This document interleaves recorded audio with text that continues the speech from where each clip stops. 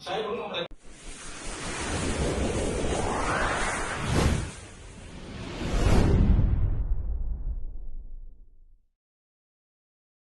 yang kedua saya mau sampaikan soal MBG.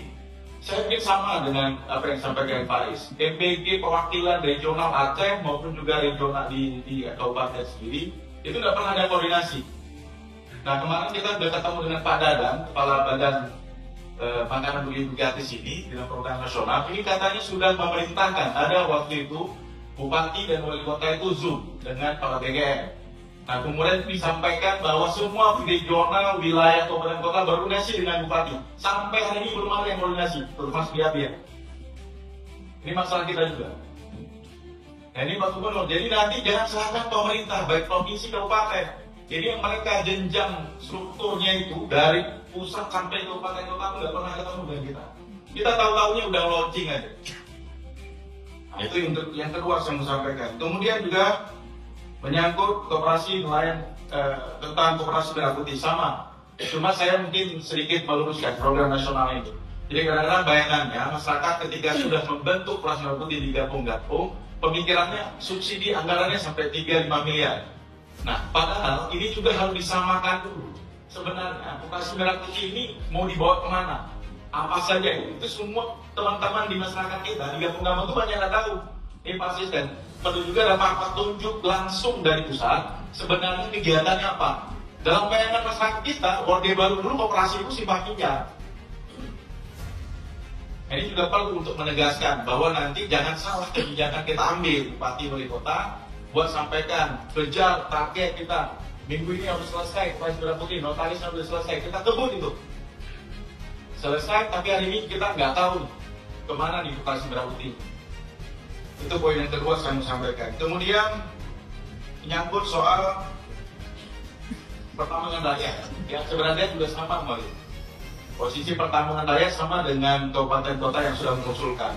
Kemenangan Aceh yang kita kejar. Pernyataan Pak Presiden itu yang kita kejar. Ketika Pak Presiden melakukan pidato, semua pertambangan itu kita berikan kewenangan itu kepada masyarakat. Itu yang kita kejar. Jangan nanti kita buat kamu atau peraturan di tingkat kabupaten kota bertabrakan dengan permen. Hanya permen bisa mengalahkan kamu yang tata kelola pemerintah struktur hierarki undang-undang itu jelas. Undang-undang dasar 45, undang-undang Perpu di bawahnya PP. Masa kita kalah dengan permen? PH sering kalah dengan permen itu.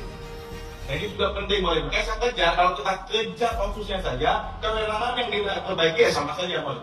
Sama halnya dengan kami, Bupati Wali Kota hari ini. Kewenangan tidak ada sama sekali.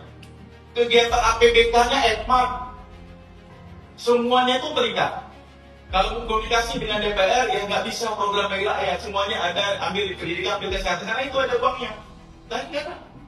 Improvisasi kebijakan, kemudian apapun yang kita buat, nggak ada sekarang. Apalagi soal pertambangan. Lemah juga di provinsi, ambil semua pusat sekarang. Terus pertanyaannya, desentralisasi dengan asimetris itu mana tuh? Ini juga penting. Jadi menurut saya, kita juga buat kesepakatan bersama.